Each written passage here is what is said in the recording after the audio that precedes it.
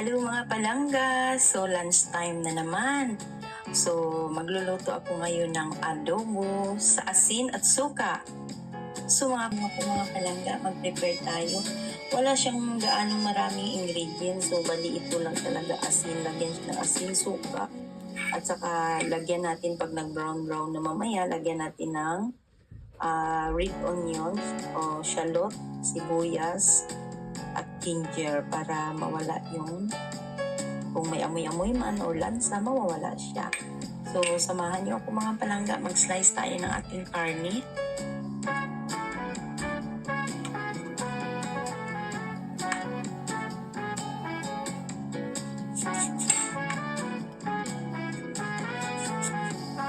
So, sorry talaga sa mga kapatid nating mga Islam o Muslim. Sorry po. So, kung hindi nyo kaya panoorin, huwag na lang po panoorin.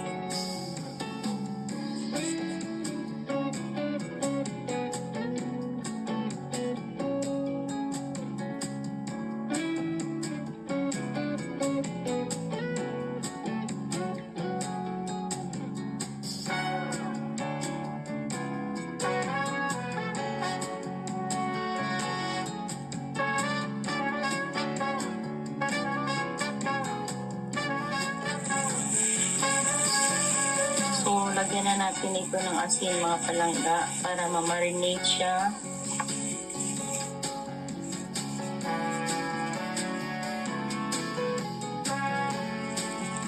Kailangan marami siyang asin.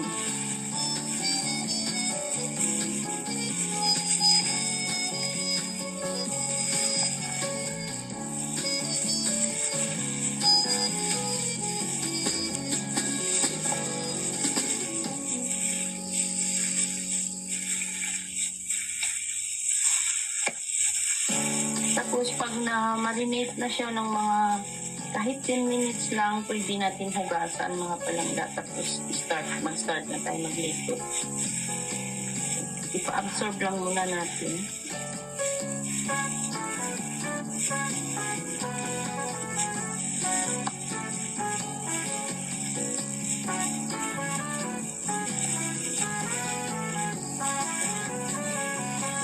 Kasi kung i-direct natin yung iluto, madami siyang asin, baka mag-alag siya. So, i-marinate muna natin, tapos pwede i-rinse lang natin siya.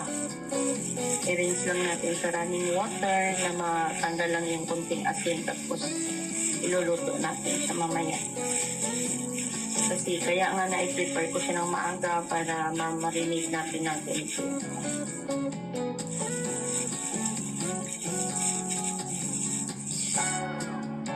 So mga palangga, ito na po, na-rinse na po natin ito para hindi masyadong maalat. Ang gagawin natin, ilalagay natin dito sa ating kawali.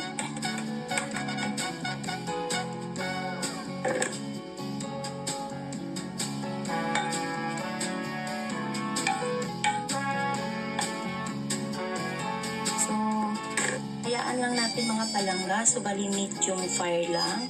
Takpan natin ito hanggang sa pusa siyang magtubig sa sariling sabaw niya mga palangga. So takpan muna natin, hayaan lang natin. Slow cook po ito mga palangga para hindi siya matigas. So hayaan lang natin mga palangga na maglambot siya. At saka lalabas yung sarili niyang oil, mantika. So, takpan pa natin mga palangga.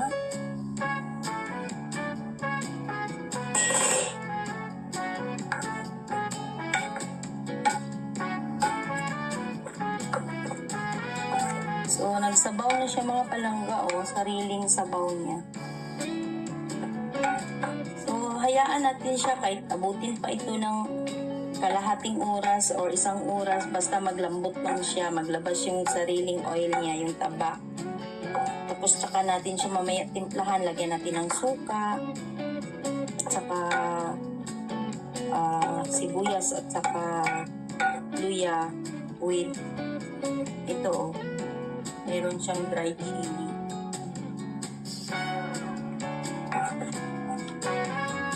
So, hindi ito matutuyuan mga palangga, basta low fire lang siya. Hanggang sa lalabas yung mantika niya. So, takpan muna natin mga palangga.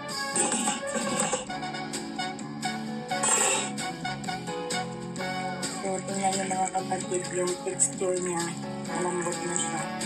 So, ang gagawin natin, ilagay natin yung ating mga ingredients. Lagyan natin ng konting paminta. Magic salad. Saka suka.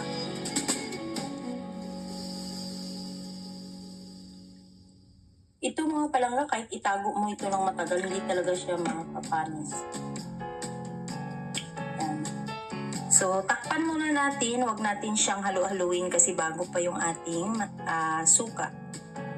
Hayaan muna natin. Balikan natin siya mamaya.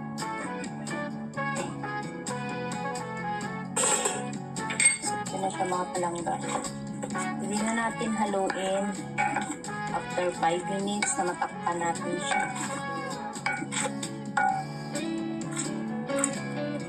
Pero doon sa amin, sa sa farm, yung nanay ko wala na talagang nilalagay na kahit luya o sibuyas or mga dried chili na to or mga paminta, wala na, as in pure lang talaga siya, asin at saka suka. Kasi syempre alam niyo naman sa probinsya wala tayong mga pang lamas-lamas doon o pang halo, kaya asin lang at saka suka, ang sarap niya. Yan. Tapos ipa-dry natin ito mga palangga.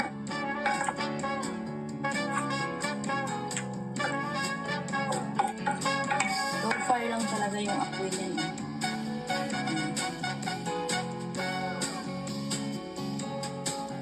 Hanggang sa maluto siya.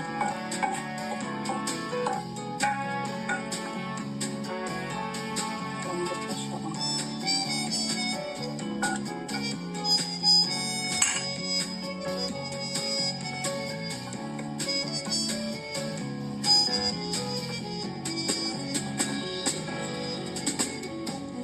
So, luto na yung ating adobo sa asin at suka. Ayan o, malambot siya mga palangga. Masarap siya.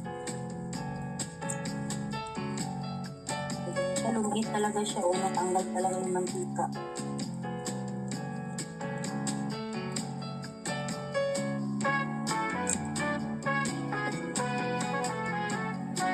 Pwede na siya. Malambot na siya mga palangga.